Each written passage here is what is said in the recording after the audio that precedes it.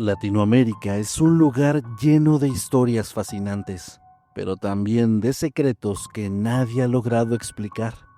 Hay relatos de tesoros que desaparecieron antes de poder ser encontrados, de fenómenos extraños que todavía no tienen una respuesta clara, y casos que, aunque ocurrieron hace décadas o incluso siglos, todavía generan preguntas que tal vez jamás se puedan responder.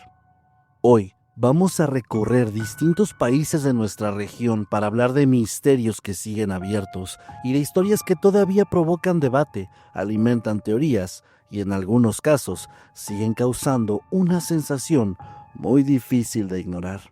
Así que pónganse cómodos y apaguen la luz, porque estos son 7 misterios sin resolver de Latinoamérica. Pero antes de comenzar, les recordamos que todo este contenido lo pueden encontrar también en Spotify o en su plataforma de podcast favorita, totalmente sin censura. ¿Qué tal? Buenos días, tardes o noches, los saluda su amigo Nightcrawler Y su amigo Maskedman. Sean bienvenidos a Mundo Creepy. Comenzamos.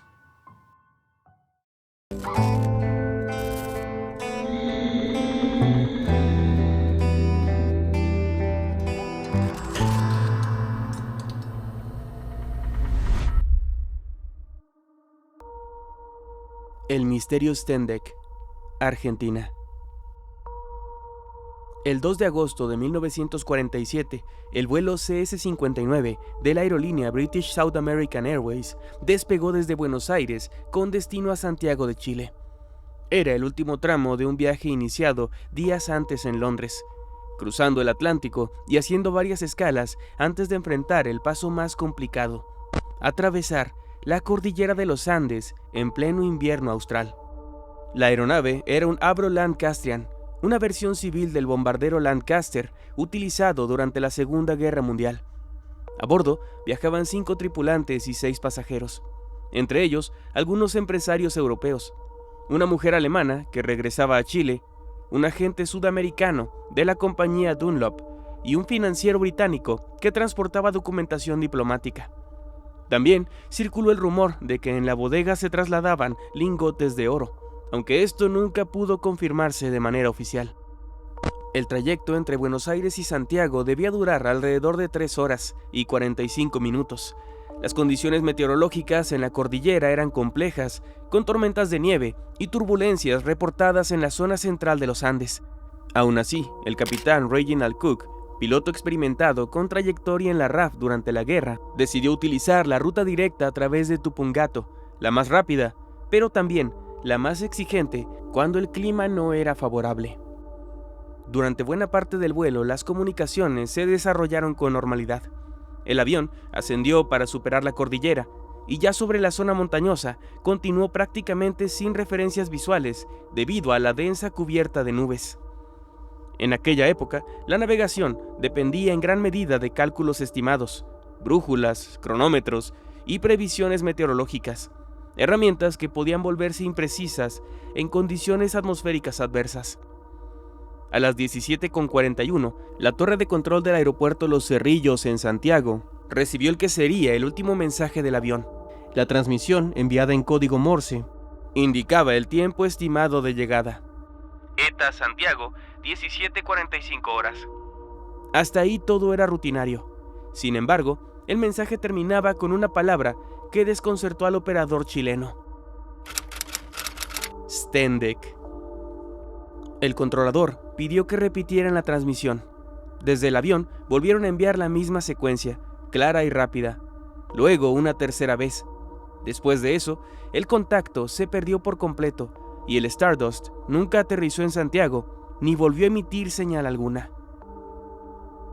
La desaparición activó de inmediato operaciones de búsqueda desde Chile y Argentina. Se rastrearon zonas extensas en la cordillera siguiendo la ruta estimada del vuelo, pero no se encontraron restos, señales de impacto ni evidencia concluyente.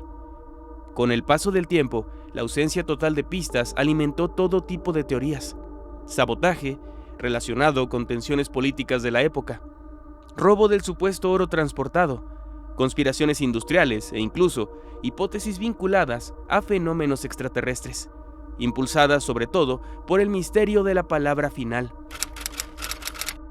Durante más de 50 años, el caso permaneció sin resolución, Y no fue sino hasta 1998, cuando montañistas argentinos descubrieron fragmentos metálicos incrustados en un glaciar del volcán Tupungato, a más de 4.500 metros de altura. Entre los restos había piezas de motor Rolls-Royce, partes del tren de aterrizaje y restos humanos conservados por el hielo, confirmándose finalmente que se trataba del Stardust. Las investigaciones posteriores sugirieron que el avión pudo haber sido afectado por una potente corriente en chorro, un fenómeno atmosférico poco comprendido en 1947. Esta corriente, soplando de oeste a este, habría reducido la velocidad real del avión sin que la tripulación lo advirtiera, provocando un error de cálculo en la posición. Creyendo haber cruzado la cordillera, el capitán habría iniciado el descenso hacia Santiago, cuando en realidad aún se encontraba sobre el lado oriental de los Andes.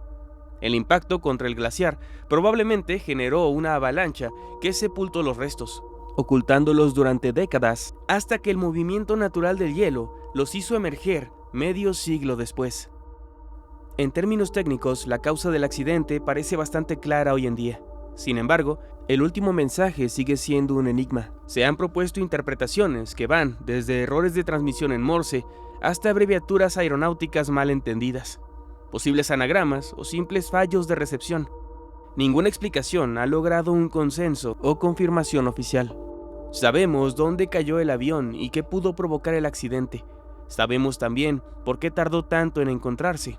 Pero lo único que permanece sin resolver es qué quiso decir realmente la tripulación con aquella última palabra transmitida antes de desaparecer. El misterio de la isla Friendship, Chile. A mediados de la década de los 80 comenzó a circular en el sur de Chile una historia que, con el tiempo, se transformaría en uno de los misterios más peculiares de la región. Todo empezó con varios radioaficionados que aseguraban haber establecido contacto con un grupo desconocido que afirmaba vivir en una isla remota del archipiélago chileno, en algún punto impreciso entre los archipiélagos de los Chonos y las Huaytecas. A ese lugar lo llamaban Friendship. Las primeras conversaciones no hablaban de extraterrestres y tampoco de fenómenos paranormales. De hecho, quienes las escucharon aseguraron que las voces describían una comunidad aislada, aparentemente religiosa, y que mantenía escaso contacto con el mundo exterior, sosteniéndose a través de recursos propios, incluso mencionando la existencia de una mina de metales extraños. Algunos testigos afirmaban que sus interlocutores tenían un acento extranjero, probablemente norteamericano o europeo, y un nivel de conocimiento técnico poco común. Con el paso de los años, este relato comenzó a transformarse. Las descripciones de los supuestos habitantes fueron cambiando gradualmente hacia una imagen que se volvía algo cada vez más extraordinario. Personas muy altas, con rasgos caucásicos, con una tecnología futurista o avanzada y, según algunos testimonios, incluso capacidades médicas que resultaban simplemente sorprendentes. Fue en este contexto cuando apareció la figura que terminaría marcando definitivamente este relato: Ernesto de la Fuente. De la Fuente aseguró haber sido contactado por estos supuestos habitantes a finales de los años 80 y relató que fue invitado personalmente a la isla. Según su testimonio, padecía un cáncer terminal y ahí habría sido sanado gracias a métodos que jamás pudo explicar claramente. Lo único que describió fueron instalaciones tecnológicamente avanzadas para la época, ambientes climatizados, sistemas automatizados y una atmósfera tranquila donde, según él, predominaba una sensación constante de bienestar. Sin embargo, nunca pudo precisar la ubicación exacta del lugar. Cuando intentó volver por sus propios medios, afirmó que simplemente le fue imposible encontrar el sitio. Esta imposibilidad de localizar la isla alimentó todavía más este misterio, y a medida que la historia comenzó a difundirse en medios chilenos, especialmente a finales de los 90 con programas televisivos dedicados al fenómeno ovni, el interés público creció rápidamente. Se organizaron expediciones, incluso con apoyo de la Armada de Chile, además de búsquedas privadas. Pero todas fracasaron, pues nadie encontró rastro alguno de la supuesta isla y tampoco de la comunidad que estaba descrita. Paralelamente, surgieron teorías cada vez más diversas. Algunos ufólogos afirmaron que Friendship podría ser una base extraterrestre habitada por los llamados nórdicos, una supuesta raza alienígena. Otros investigadores plantearon hipótesis más terrenales, como la posibilidad de que se tratara de una comunidad secreta de origen europeo o incluso antiguos jerarcas nazis refugiados en el sur del continente. Pero ninguna de estas ideas logró reunir la evidencia sólida suficiente para mantenerlas. Con los años, también comenzaron a aparecer cuestionamientos sobre la credibilidad de algunos testimonios, particularmente los de Ernesto de la Fuente, pues investigaciones posteriores señalaron varias inconsistencias en su biografía y en aspectos clave de su relato, lo que llevó a varios investigadores a considerar este caso más cercano a una construcción mediática o un mito contemporáneo que a un fenómeno verificable. Aún así, la historia jamás desapareció. Hay documentales recientes, investigaciones independientes y discusiones en comunidades ufológicas que han seguido revisando el caso, mientras nuevos testimonios ocasionales vuelven a situar la supuesta isla en distintos puntos al sur de Chile, siempre sin ningún tipo de evidencia verificable. Las expediciones realizadas no han encontrado nada. Las imágenes satelitales jamás confirmaron su existencia y los relatos principales presentan inconsistencias que muchos investigadores consideran bastante determinantes. Pero, a pesar de esto, el caso continúa circulando como uno de los misterios más persistentes del imaginario chileno. Y hasta ahora nadie ha podido demostrar que Friendship existe, pero tampoco ha aparecido una explicación definitiva que pueda darle un sentido a esas transmisiones que le dieron origen a toda esta fascinante historia. La Operación Prato, Brasil. A finales de 1977, en la región amazónica del norte de Brasil, comenzaron a circular relatos sobre luces extrañas que descendían del cielo durante la noche. Al principio, parecían simples avistamientos aislados, historias que podían atribuirse a confusiones, fenómenos atmosféricos o incluso sugestión colectiva. Pero con el paso de las semanas, la cantidad de testimonios aumentó de forma considerable, y lo más inquietante fue que muchos coincidían en un detalle muy específico. Aquellas luces no solo eran observadas a distancia, sino que también parecían interactuar directamente con las personas. Habitantes de localidades costeras del estado de Pará, especialmente en la isla de Colares y las zonas cercanas a Bahía de Marajó, comenzaron a hablar de haces luminosos que descendían desde objetos voladores silenciosos.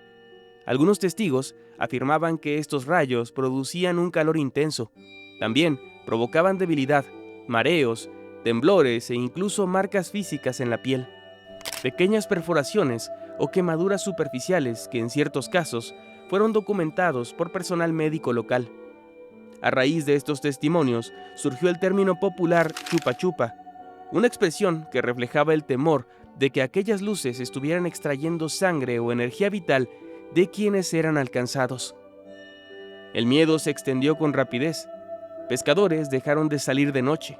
Las familias enteras comenzaron a dormir juntas por precaución y en varios pueblos se organizaron vigilias improvisadas, donde los vecinos encendían fogatas, disparaban al aire o hacían ruido intentando ahuyentar aquello que consideraban una amenaza. La prensa local amplificó el fenómeno. En los periódicos y estaciones de radio se hablaban de relatos casi a diario, y el clima social empezó a ponerse bastante tenso, hasta el punto en que las autoridades locales solicitaron apoyo oficial. Fue bajo este contexto cuando la Fuerza Aérea Brasileña puso en marcha la Operación Prato, una investigación militar destinada a documentar y analizar los fenómenos aéreos no identificados reportados en la Amazonia. Equipos de inteligencia, fotógrafos militares, médicos y especialistas en comunicaciones fueron enviados a la zona, estableciendo bases temporales desde donde realizaban observaciones nocturnas, entrevistas a testigos y recopilación sistemática de información. Durante varios meses se reunieron centenares de páginas de informes, fotografías, croquis, grabaciones y testimonios. Algunos registros describían objetos luminosos de distintos tamaños que podían desplazarse en silencio, mantenerse suspendidos durante largos periodos o cambiar de trayectoria de manera abrupta. En ciertas ocasiones, los propios militares reportaron observaciones difíciles de explicar, aunque nunca hubo un consenso absoluto sobre la naturaleza de lo que estaban viendo. Paralelamente, médicos militares evaluaron a varias personas que decían haber sido afectadas por los supuestos rayos luminosos. Parte de los informes médicos sugerían que muchos de los síntomas detectados podían explicarse por reacciones fisiológicas normales ante el miedo, la sugestión colectiva o condiciones ambientales específicas. Pero a pesar de estos intentos de explicación, el fenómeno continuó generando bastante inquietud. Mientras ciertos investigadores defendían hipótesis relacionadas con tecnología desconocida o incluso actividad extraterrestre, otros apuntaban a errores de percepción, fenómenos naturales poco comprendidos o el impacto amplificador de los medios de comunicación en comunidades vulnerables. Con el paso del tiempo, la Operación Prato fue perdiendo intensidad y finalmente se dio por concluida. Parte del material recopilado permaneció clasificado durante años y otra parte circuló de manera extraoficial, lo que contribuyó a que el caso adquiriera una dimensión casi legendaria dentro de la ufología latinoamericana. Décadas después, algunos documentos fueron liberados y trasladados a archivos oficiales en Brasil, permitiendo así revisar informes originales, fotografías y registros que hasta entonces solo se conocían por referencias indirectas. Lo cierto es que la operación existió, los reportes también, y durante meses, una región entera en Brasil vivió bajo la sensación de que algo inexplicable estaba ocurriendo sobre sus cielos. Hola, hacemos una pequeña pausa para recordarte que si estás disfrutando este contenido, también tenemos mucho más en otros canales como Noctámbulos Podcast, donde hablamos de temas paranormales y casos de crimen real. También tenemos Historias de Mundo Creepy, donde contamos los relatos más escalofriantes vividos por nuestra audiencia. Y en Creepypastas de Mundo Creepy narramos historias aterradoras escritas por nosotros. Todo esto disponible en YouTube o también en tu plataforma de podcast favorita. Muchas gracias y continuamos con el contenido. El monstruo de los Mangones, Colombia. Durante la década de los 60, cuando Cali comenzaba a transformarse en una ciudad cada vez más moderna, con expansión urbana acelerada y nuevos barrios surgiendo en lo que antes eran terrenos rurales, empezó a circular una historia que terminaría marcando a toda una generación. No surgió como una leyenda tradicional y tampoco como un relato folclórico antiguo, sino a partir de una serie de hallazgos reales que pronto quedaron envueltos en miedo, especulación y una cobertura mediática bastante intensa. Así, apareció el nombre con el que la prensa bautizó este caso: el monstruo de los Mangones. El término mangones, para los que somos fuera del país, hacía referencia a los lotes baldíos cubiertos de maleza que rodeaban muchas zonas de Cali en ese periodo. Espacios a medio camino entre lo urbano y lo rural, donde era frecuente encontrar basura, animales salvajes o construcciones abandonadas. Precisamente fue en estos lugares donde comenzaron a aparecer cuerpos de menores de edad, casi siempre varones, en circunstancias que desconcertaban tanto a las autoridades como a la población. Uno de los primeros hallazgos documentados ocurrió en noviembre del año 1963, cuando el cuerpo de un niño fue encontrado en una zona cercana al bosque municipal. Este presentaba signos de violencia que de inmediato generaron una inquietud pública. En las semanas siguientes surgieron nuevos casos similares, más menores desaparecidos, cuyos cuerpos aparecían después en potreros, matorrales o zonas apartadas de la ciudad. La reiteración del patrón hizo imposible tratar cada caso como un hecho aislado, y así, al cierre de ese año, ya se hablaba abiertamente de una serie de crímenes, y durante 1964 la situación no hizo más que agravarse. Algunos comenzaron a mostrar heridas punzantes en el tórax, otros presentaban indicios de tortura o de abuso, y en varios casos la palidez extrema llevó a especular que se les había incluso extraído la sangre. Estas características, amplificadas por titulares cada vez más alarmantes y por los comentarios cotidianos entre vecinos, fueron dando forma a la figura de un agresor descrito como sádico, casi inhumano, alguien que parecía encajar mejor en la categoría de monstruo que de la de un delincuente común. Las autoridades intentaron ofrecer explicaciones que redujeran la tensión social. En determinado momento se planteó la posibilidad de que algunos cuerpos hubieran sido retirados de cementerios y abandonados en distintos puntos de la ciudad para intentar generar alarma. Una hipótesis que no logró calmar a la población y que muchos periodistas cuestionaron públicamente.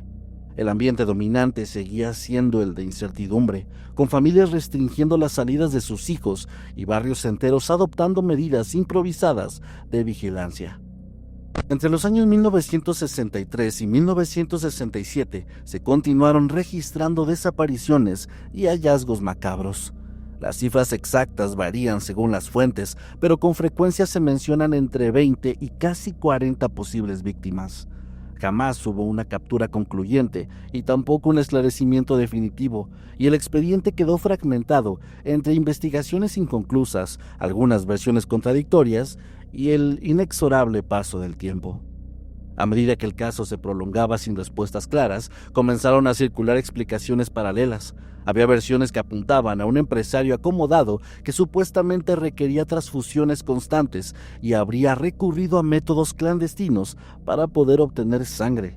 Otras hablaban de redes criminales, tráfico de menores o prácticas rituales. Pero la realidad es que ninguna de estas teorías se sostuvo con pruebas verificables, pero sí contribuyeron a consolidar la idea de que detrás de los crímenes había algo más complejo que un agresor individual. Con el paso del tiempo, la historia terminó integrándose a la cultura urbana caleña. Durante años se utilizó como advertencia para que los niños no salieran solos, y el nombre del monstruo de los mangones pasó a formar parte de conversaciones familiares, relatos escolares y memoria oral de la ciudad. Incluso el cine retomó el tema cuando, en 1982, se estrenó la película colombiana Pura Sangre, la cual estaba inspirada libremente en el caso y estaba orientada hacia el terror con tintes de vampirismo.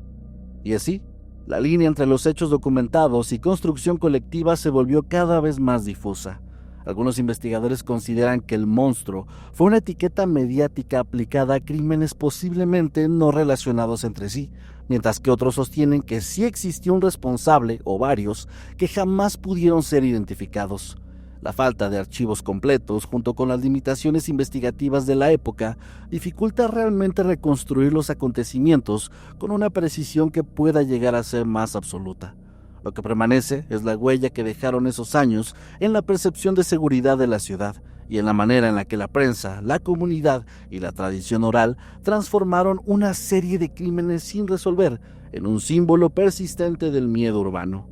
Entre registros periodísticos, recuerdos generacionales y reinterpretaciones culturales, este caso continúa situado en ese territorio que es tan ambiguo, donde la historia criminal y la leyenda urbana terminan entrelazándose, algo que en nuestras tierras latinoamericanas sucede muy a menudo. La lluvia de peces en Lloro, Honduras. Durante generaciones, en una pequeña región del norte de Honduras, existe una historia que muchos visitantes escuchan con escepticismo y que, sin embargo, forma parte de la identidad cotidiana de quienes viven ahí. Se trata de la llamada lluvia de peces en Lloro, un fenómeno que, según numerosos testimonios locales, ocurre al menos una vez al año y que consiste en la aparición repentina de cientos de peces sobre el suelo tras intensas tormentas eléctricas. No es una anécdota aislada ni un relato reciente. La tradición oral asegura que sucede desde hace más de un siglo y algunos pobladores incluso sitúan sus orígenes varios siglos atrás. El patrón que describen los habitantes suele repetirse con notable consistencia.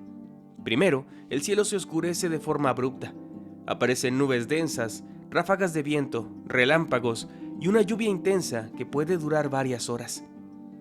Nadie sale durante la tormenta, y cuando finalmente esta cesa, las calles, los caminos de tierra y las barrancas cercanas aparecen cubiertas de pequeños peces plateados, muchos todavía vivos moviéndose entre el barro. Familias enteras salen entonces con cubetas, canastas o recipientes improvisados para recogerlos, y para algunos esta captura representa una de las pocas ocasiones del año en que pueden consumir pescado. En comunidades como La Unión, cercana a la ciudad de Lloro, el fenómeno no solo tiene un componente curioso, sino también social. Se ha convertido en una actividad colectiva. Quienes logran recolectar más peces suelen compartir con quienes no alcanzan a llegar a tiempo. Y en ciertos sectores existe incluso la idea de que comercializar con estos peces sería inapropiado, pues se trata de una bendición que debe compartirse. Aún así, en años recientes, algunas iniciativas locales han intentado organizar su recolección y procesamiento, integrándolo como una fuente adicional de ingresos en una región donde las oportunidades económicas son bastante limitadas. Según la tradición, el sacerdote español Manuel de Jesús Subirana visitó Honduras en el siglo XIX y al observar la pobreza y la escasez de alimentos en la zona, oró durante varios días pidiendo ayuda divina. Poco después, cuenta la leyenda, ocurrió la primera lluvia de peces.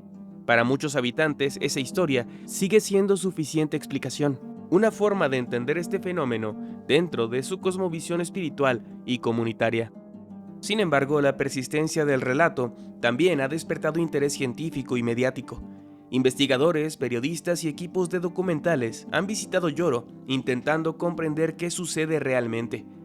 Un equipo de National Geographic, en la década de los 60, afirmó haber presenciado un episodio, aunque sin poder demostrar con certeza que los peces cayeran literalmente del cielo y no hubieran llegado por otro mecanismo. Esa ambigüedad ha mantenido vivo este debate.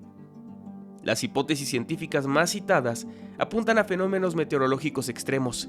La teoría más conocida es la de las trombas marinas o tornados de agua, capaces de succionar peces de ríos, lagos o incluso del mar y transportarlos a cierta distancia antes de depositarlos en tierra firme. Sin embargo, esta explicación presenta algunas dificultades. Yoro se encuentra relativamente lejos de grandes cuerpos de agua marinos y además el fenómeno parece repetirse en fechas similares cada año y en zonas muy concretas, algo difícil de conciliar con la naturaleza impredecible de este tipo de eventos. Otra propuesta sugiere la existencia de corrientes subterráneas o sistemas de cuevas inundables donde habitarían estos peces de agua dulce. Durante las lluvias torrenciales, el aumento del nivel freático podría forzarlos a salir a la superficie, quedando atrapados cuando el agua se retira. Esta teoría explicaría por qué algunos de los peces encontrados presentan características poco habituales, como la aparente ausencia de pigmentación o incluso ceguera, rasgos asociados a especies adaptadas a ambientes subterráneos. Aún así, tampoco existe una explicación concluyente sobre esto. Más allá de las explicaciones, el fenómeno se ha integrado profundamente en la cultura local. Desde finales del siglo XX se celebra un festival anual vinculado a la lluvia de peces con desfiles, carnavales y actividades comunitarias que refuerzan el sentido de la identidad regional.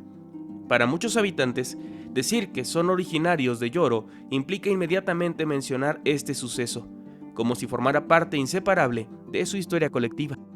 Lo interesante es que, aunque relatos de lluvias de animales existen en diversas partes del mundo, principalmente de ranas o peces, pocos casos presentan la recurrencia temporal y el arraigo cultural que tiene el de Yoro.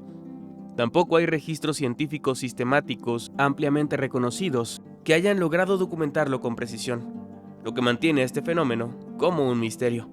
Y quizá esto es lo que lo vuelve tan intrigante. Y es que no se trata solo de una rareza meteorológica, sino que también es una especie de leyenda religiosa.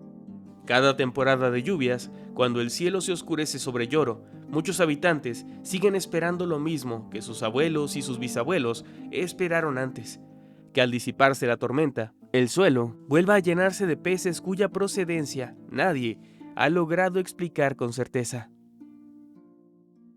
El tesoro de Atahualpa Yupanqui, Ecuador. En 1532, en la ciudad andina de Cajamarca, ocurrió uno de los episodios más determinantes de la conquista de América. Ahí, Francisco Pizarro y un puñado de hombres capturaron al emperador inca Atahualpa en una emboscada que cambiaría el destino del imperio. A partir de ese momento comenzó una negociación desesperada. El inca ofreció llenar una habitación con oro hasta la altura de su mano alzada y además duplicar el volumen en plata a cambio de recuperar su libertad. El cuarto del que estamos hablando existe todavía y sus dimensiones fueron registradas. Son poco más de 6 metros de largo por casi 5 de ancho, con una altura marcada de unos 2,35 metros del suelo. Los españoles aceptaron el trato y durante semanas piezas de orfebrería, ídolos, adornos rituales y objetos ceremoniales fueron fundidos para convertirlos en lingotes. El resultado fue colosal, toneladas de metal precioso reunidas en un mismo espacio. Así, el rescate finalmente se pagó y Atahualpa no fue liberado.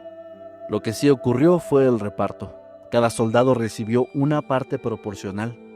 Uno de ellos, Nicolás Sáez de Elola, conocido como Nicolás de Azpeitia, obtuvo 8,880 pesos de oro, equivalentes a unos 42,5 kilogramos. A valores actuales, para que se den una idea, esa cantidad representaría varios millones de euros. Azpeitia regresó a España y convirtió ese botín en una renta vitalicia que le permitió vivir como un potentado local el resto de su vida. Su caso, de hecho, demostró la magnitud real del rescate de Cajamarca, pues en total se estima que aquel cuarto tenía adentro entre 6 y 7 toneladas de oro. Sin embargo, no todo el tesoro llegó a manos españolas, y es aquí donde comienza la otra parte de la historia, pues tras la ejecución de Atahualpa, el general inca Rumiñahui habría tomado una decisión radical: ocultar el resto del oro destinado al rescate para evitar que cayera en manos de los conquistadores españoles. Según las crónicas y la tradición oral, enormes cargamentos de oro y plata fueron entonces desviados y transportados hacia una región montañosa al norte del antiguo imperio. Esa región no está en Perú, está en Ecuador. Concretamente en los Yanganates, una zona agreste o cubierta por neblina casi de forma permanente, con pantanos de altura, vegetación espesa y quebradas profundas que dificultan cualquier intento de exploración sistemática. Esta se extiende entre las provincias de Cotopaxi, Tungurahua, Pastaza y Napo.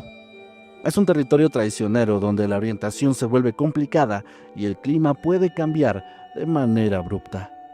Desde hace siglos, los Yanganates han sido señalados como el posible escondite del oro perdido de Atahualpa.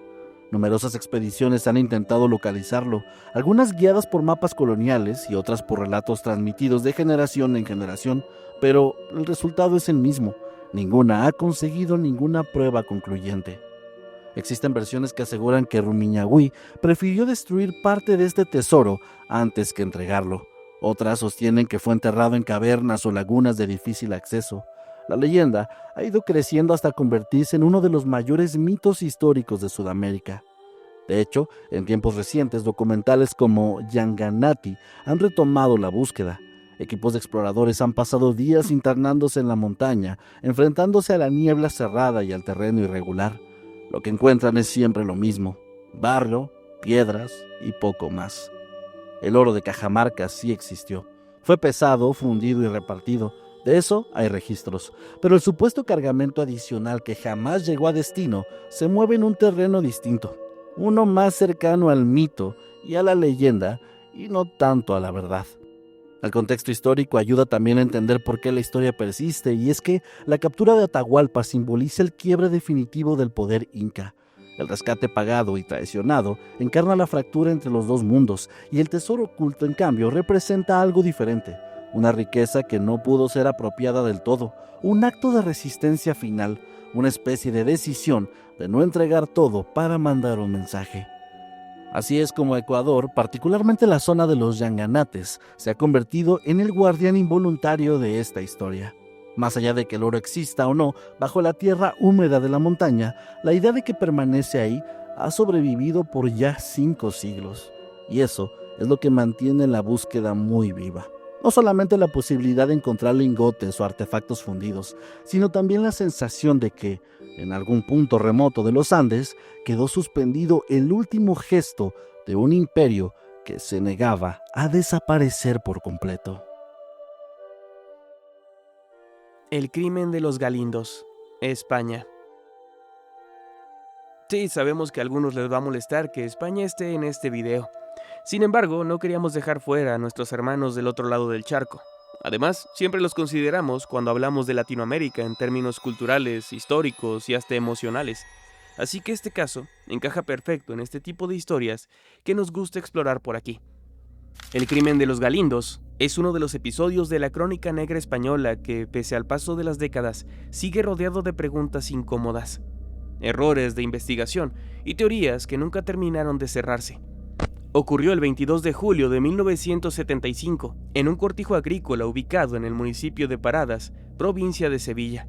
una finca relativamente aislada, dedicada principalmente al cultivo de trigo, girasol y algo de olivar, propiedad de una familia aristocrática que apenas la ocupaba de manera ocasional. En aquella jornada aparecieron 5 personas asesinadas, todos trabajadores de la finca o vinculados directamente con ella. Las víctimas fueron Juana Martín Macías, esposa del capataz Manuel Zapata, el propio Zapata, exguardia civil y administrador cotidiano del cortijo. También estaban Ramón Parrilla, quien era tractorista, y el matrimonio formado por José González y Asunción Peralta, también empleados agrícolas. Lo que inicialmente parecía un crimen puntual, pronto empezó a mostrar señales de algo mucho más complejo. El cuerpo de Juana fue el primero en encontrarse. Presentaba golpes contundentes que sugerían un ataque violento y directo. Como el capataz Zapata no aparecía, durante unos días se pensó que incluso él podría ser el responsable. Hipótesis que se desplomó cuando su cadáver fue localizado también con signos claros de homicidio. A partir de ahí, la escena se volvió todavía más desconcertante. Parrilla había recibido disparos de escopeta, mientras que el matrimonio González Peralta fue brutalmente golpeado y posteriormente quemado, aparentemente en un intento de ocultar lo ocurrido o generar distracción. Las investigaciones iniciales estuvieron marcadas por el desorden, pérdida de evidencias y decisiones muy cuestionables. Hubo confusión en los levantamientos de los cadáveres y, según varios testimonios posteriores, también hubo destrucción involuntaria o precipitada de pruebas que podrían haber aclarado el caso. Nunca se detuvo oficialmente un culpable, nunca hubo un juicio y el caso terminó prescribiendo en 1995, 20 años después. Para entonces ya se había instalado en la opinión pública la sensación de que algo importante se había escapado entre los fallos procesales. Con el tiempo surgieron distintas hipótesis. Una de las más difundidas apunta a un móvil económico. Según esta línea, el capataz Manuel Zapata habría descubierto un presunto fraude millonario relacionado con una cooperativa agrícola en la que participaban propietarios influyentes vinculados al cortijo. La teoría sostiene que la intención inicial no era matar, sino comprar su silencio mediante soborno o intimidación, pero la situación habría escalado hasta desembocar en la masacre.